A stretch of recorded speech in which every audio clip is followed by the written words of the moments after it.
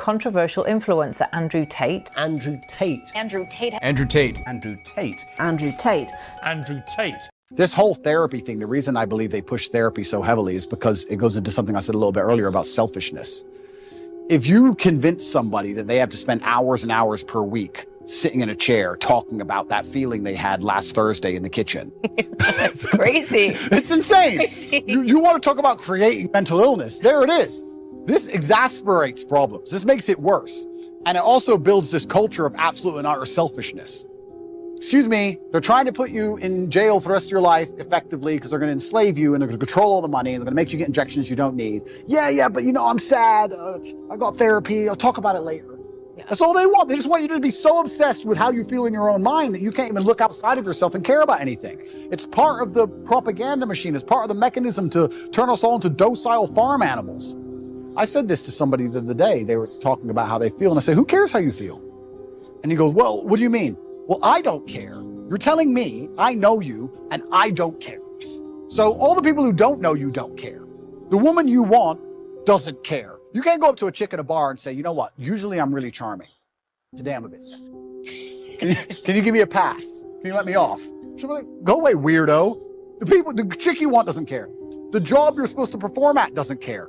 If the man who wants to mug you decides to pull a machete, he doesn't care. You can't say, bro, I'm not in the mood for a fight today. Tomorrow, please. Nobody cares. So why do you care? All the people out here in the world don't care, but you're going to sit there and you're going to care. You're the only person in the world who cares. You're going to walk around telling everybody, trying to find somebody who gives a good luck. Because what's going to happen is you're going to walk around feeling sorry for yourself, trying to find somebody who cares. You might find somebody who pretends to care long enough for you to get a little bit of dopamine. But all in all, you're wasting time in a hyper-competitive world where people like me who perform regardless of how they feel are just going to perpetually bury you. And then you're going to sit there and wake up and go, why am I a loser? Well, because when Andrew was sad, he continued to perform. When Andrew was in jail, his business didn't fall apart. He was doing push-ups every day. His body didn't fall apart. Nothing about his life degraded when he was in a jail cell surrounded by cockroaches. You're in a plushy bed at home, crying about what? And you expect the male world's hyper-competitive. So you're not allowed almost as a man to put that much importance on how you feel. You don't have time to care about it because you have too much to do. This is what I find so remarkable. If I feel sad, I don't think, how do I stop myself? I need to not feel sad. I just go to work. I got stuff to do. I'm a man. I have things to do every single day. This whole therapy garbage, I can't think of a way faster to ruin your mindset and destroy your ability to resist the perils of life than go into therapy. I really do believe, I think there is this mass drive to instill the idea of absolute selfishness in people. I think they're trying to, when I really analyze the ideal citizen they want, the ideal citizen is yes, docile, and yes, he's eunuch, but he's also ultimately selfish. Because then you don't care about community. And I think therapy is a fantastic way to make you selfish. Men come to me or young boys come to me and talk about something bad that happened to them. I said, good. Absolutely and utterly good. You should be glad that thing happened to you because that's the reason you're going to be the man who can resist the perils of life in the future. If you don't give a man struggle, look what he becomes. Tell me the kind of man, if I were to say to you, imagine a man who's never struggled in his life. Physically, mentally, everything's gone perfect for him. Born in the royal family, everything's been perfect for him his whole life. Is that the kind of man anybody respects? Is that the kind of man anyone wants to be? So you need to have all these bad things happen to you so you build the mental resilience. And that's another thing about masculinity and males as a whole. We're trying to take that all away from them in almost every regard. It's actually an interesting conversation to have about how psyops can work as a whole, because when I analyze, especially as a man, and I always talk from the masculine frame, not because I'm a misogynist, but because I'm a man. And I understand the masculine frame because I am a man.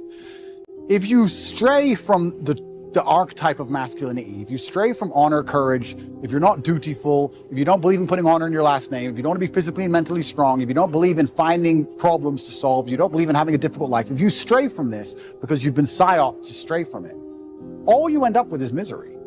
And it's amazing that people will see anybody who's strayed from it end up perma-miserable and still fall for the psyop. I find it incredible that people don't think logically long enough to sit and say, okay, whose life do I actually want? I would never adopt the thinking of somebody whose life I didn't want. I don't know why people even do that. I could sit and have a conversation with Prince Harry for 10 hours straight, and he could be as compendious and convincing and concise, and he could be extremely perfectly articulate with his points. And at the end of it, I'd say, yeah, but I don't want to be you. So I don't want to think like you. So get fucked. But I wouldn't want to listen to it. So I don't know why people don't even just wake up and go, okay, whose life do I want to live? What kind of person do I want to be? Who do I want to be like? That's the kind of thinking I need to adopt and install in my mind, because we're all being programmed by someone to a degree. And I don't think you can escape programming. You can just choose the programming that you are going to install inside of your mind. I'm not going to sit and say I'm not programmed. My father programmed me, my fight coach programmed me, the friends I have around me program me, my brother programs me, my social circle programs me. We're all programmed to a degree. Another thing people don't understand is that a lot of these attacks and a lot of things they're trying to do with the culture, especially, they're trying to inject such innate selfishness inside of people that they don't really care about anything that happens outside of themselves. Because then it's very difficult to give a shit about your community. It's very difficult to have any kind of genuine care about your town or your country or an issue.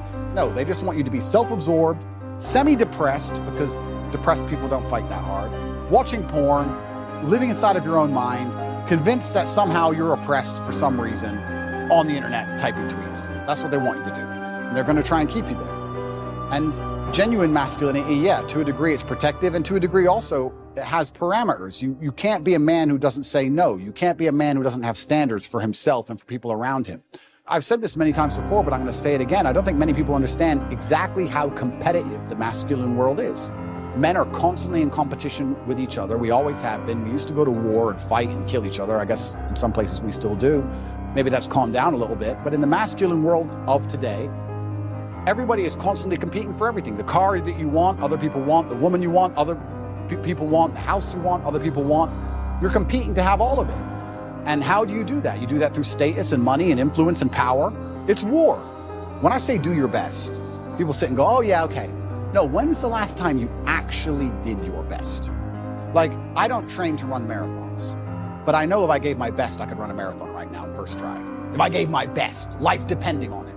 When's the last time people have genuinely given their best to anything? There are people going through the world and going through life today that don't give their best or 100% effort to anything ever. Ever. They can't even remember the last time they tried. The best thing you can possibly do as a man is prepare for the endless difficulty that's going to come your way. There's no way out as a man. You're either going to have a very difficult life to become somebody important, or you're going to suffer the difficulty of being invisible. What do you want to do? You want to be invisible and just hide and work in Starbucks and never have a girlfriend who truly loves you and nobody care if you live or die? Or do you want to go out there and be top G and be the most famous man in the world and have government agencies trying to lock you up for no reason, putting you in a dungeon? You have to make a choice. It's going to be difficult either way. And it doesn't matter how much money you have, life is always going to be difficult. It doesn't matter how much you try and shelter your children, how rich you are, what family they're born into. Life is going to be difficult. And if there is no struggle in their life, they're going to find struggle, or something that shouldn't be a struggle will become a struggle for them because their life has been so sheltered, and life is hard. So if you can't avoid the difficulty, you may as well get very good at it. You may as well get good at difficulty.